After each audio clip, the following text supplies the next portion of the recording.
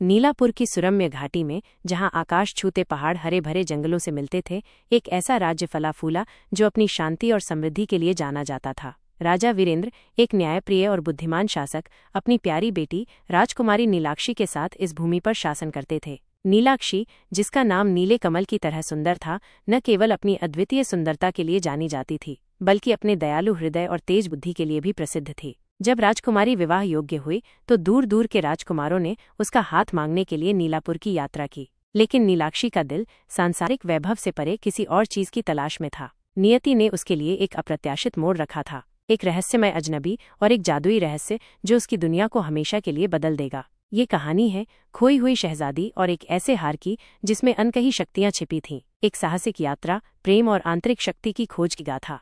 खोई हुई शहजादी और जादुई हार। बहुत समय पहले सुरम्य घाटी में छिपा हुआ नीलापुर का एक समृद्ध राज्य था। राजा वीरेंद्र एक न्यायप्रिय और दयालु शासक थे, जिनकी एक प्यारी बेटी थी, राजकुमारी नीलाक्षी। नीलाक्षी, जिसका नाम आकाश के नीले रंग को दर्शाता था, अपनी सुंदरता, बुद्धि और दयालु हृदय के लिए जानी जाती थी। उसके पास एक संक्रामक हंसी थी जो पूरे महल में गूंजती थी, और उसकी आंखें सितारों की तरह चमकती थीं। जब नीलाक्षी 16 वर्ष की हुई तो राजा वीरेंद्र ने उसके लिए एक भव्य स्वयंवर आयोजित करने का निर्णय लिया। दूर दूर के राज्यों के राजकुमार और कुलीन नीलापुर आए, राजकुमारी का हाथ जीतने की उम्मीद में। हालांकि नीलाक्षी का दिल किसी भी राजकुमार की भव्यता या धन से प्रभावित नहीं हुआ। वो एक ऐसे व्यक्ति की तलाश में थी जो सच्चा, साहसी और उसके राज्य से उतना ही प्यार करे जितना वो करती थी। स्वयंवर के दौरान एक रहस्यमय अजनबी नीलापुर पहुंचा। वह साधारण वस्त्र पहने हुए था, लेकिन उसकी आंखों में एक गहरी बुद्धि और करुणा झलकती थी। उसने अपना परिचय आदित्य के रूप में दिया और कहा कि वह दूर देश का एक विद्वान है जो राजकुमारी की बुद्धिमत्ता और सुंदरता के बारे में सुनकर आया है। अन्य राजकुमारों ने आदित्य की साधारण उपस्थिति का उपहास उड़ाया, लेकिन नीलाक्षी उसकी शांत और सम्मानजनक उपस्थिति की ओर आकर्षित हुई। स्वयंवर की रस्मों के दौरान आदित्य ने अपनी विद्वता और हास्य से नीलाक्षी को मोहित कर लिया। उसने उसे कहानियां सुनाई, जटिल पहेलियां हल करने में उसकी मदद की और उसके साथ राज्य के गरीबों और जरूरतमंदों के बारे में गहरी बातचीत की। नीलाक्षी को धीरे धीरे आदित्य के नेक दिल और गहरी समझ का एहसास हुआ। स्वयंवर के अंतिम दिन नीलाक्षी को अपने पति का चुनाव करना था। सभी की निगाहें उस पर टिकी थीं, लेकिन उसका दिल पहले ही आदित्य के लिए फैसला कर चुका था। उसने आदित्य की ओर कदम बढ़ाया और उसका हाथ अपने हाथों में लिया। दरबार में सन्नाटा छा गया। राजकुमार क्रोधित हुए और दरबारी हैरान रह गए। राजा वीरेंद्र अपनी बेटी की पसंद से थोड़े हैरान थे, लेकिन उन्होंने नीलाक्षी की आंखों में सच्चा प्यार और दृढ़ विश्वास देखा। उन्होंने आदित्य के बारे में पूछताछ की और उनकी विद्वता, दयालुता और नीलेपुर के लोगों के प्रति सम्मान से प्रभावित हुए। आखिरकार राजा ने नीलाक्षी और आदित्य के विवाह को अपनी सहमति दे दी। हालांकि नियति के पास उनके लिए कुछ और ही योजनाएं थीं। उनकी शादी के कुछ दिन पहले नीलाक्षी अपनी पसंदीदा जगह, महल के पीछे के प्राचीन वन में टहल रही थी। वन शांत और रहस्यमय था, जिसमें ऊंचे पेड़ थे जो सूरज की रोशनी को फिल्टर करते थे और रंगीन पक्षियों के मधुर गीत हवा में गूंजते थे। जैसे ही नीलाक्षी घने पेड़ों के बीच गहरी चली गई, उसने एक चमकती हुई वस्तु देखी जो एक पुराने पेड़ की जड़ों के पास दबी हुई थी। उत्सुक होकर उसने उसे खोदा और एक सुंदर हार पाया।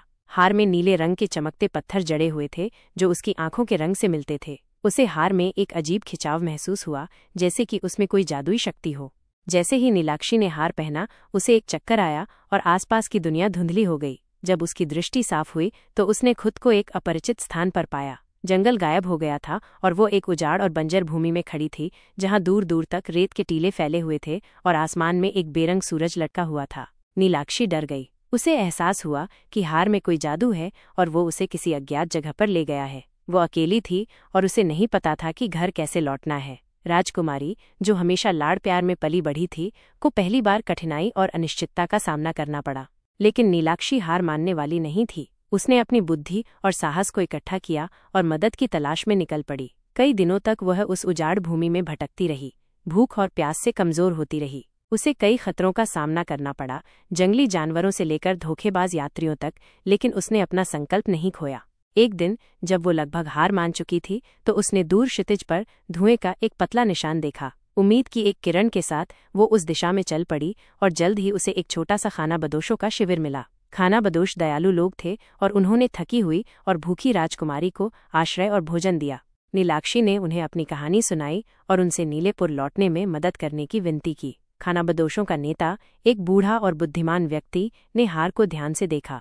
उसने नीलाक्षी को बताया कि यह एक प्राचीन जादुई कलाकृति है जिसमें पहनने वाले को किसी भी स्थान पर टेलीपोर्ट करने की शक्ति है। हालांकि इसका उपयोग सावधानी से किया जाना चाहिए क्योंकि हर टेलीपोर्टेशन की कीमत चुकानी पड़ती है। बूढ़े व्यक्ति ने नीलाक्षी को बताया कि हार उसे वापस नीलेपुर ले जा सकता है, लेकिन इसके लिए उसे कुछ मूल्यवान त्याग करना होगा। नीलाक्षी ने बिना किसी हिचकिचाहट के सहमति व्यक्त की। नीलेपुर लौटने की उसकी इच्छा किसी भी भौतिक संपत्ति से अधिक मजबूत थी। खानाबदोशों के नेता ने नीलाक्षी को एक अनुष्ठान करने का निर्देश दिया। उसने उसे पूर्णिमा की रात एक ऊंचे टीले पर ले जाया और उसे हार पकड़कर अपने घर के बारे में सोचने के लिए कहा। जैसे ही नीलाक्षी ने नीलेपुर के हरे भरे जंगलों और ऊंचे पहाड़ों की कल्पना की, हार चमकने लगा और एक तेज रोशनी निकली। जब रोशनी फीकी पड़ी तो नीलाक्षी खुद को वापस उसी वन में पाया जहां उसने हार पाया था। चांद ऊंचा चमक रहा था और जंगल पहले से कहीं ज्यादा शांत लग रहा था। वह दौड़कर महल पहुंची जहां राजा वीरेंद्र और आदित्य उसकी सुरक्षित वापसी देखकर बहुत खुश हुए। नीलाक्षी ने उन्हें अपनी साहसिक यात्रा और जादुई हार के बारे में सब कुछ बताया। राजा और आदित्य को एहसास हुआ कि नीलाक्षी ने एक भयानक अनुभव किया था, लेकिन उसने अपनी बहादुरी और दृढ़ संकल्प से सभी बाधाओं को पार कर लिया था। उस दिन से नीलाक्षी और आदित्य का बंधन और भी मजबूत हो गया। आदित्य ने नीलाक्षी की बुद्धिमत्ता और साहस की और भी प्रशंसा की, और नीलाक्षी ने आदित्य के धैर्य और अटूट समर्थन को और भी अधिक महत्व दिया। उनकी शादी धूमधाम से हुई और उन्होंने नीलेपुर पर ज्ञान और करुणा के साथ शासन किया। जादुई हार को महल के खजाने में सुरक्षित रखा गया, एक अनुस्मारक के रूप में कि सबसे कीमती खजाने अक्सर सबसे अप्रत्याशित स्थानों में पाए जाते हैं और सच्ची शक्ति बाहरी दिखावे में नहीं बल्कि भीतर के चरित्र में निहित होती है। नीलाक्षी और आदित्य की कहानी नीलेपुर के लोगों के लिए एक किंवदंती बन गई, जो पीढ़ी दर पीढ़ी सुनाई जाती रही, जो साहस, बुद्धि और सच्चे प्यार की शक्ति का प्रमाण थी।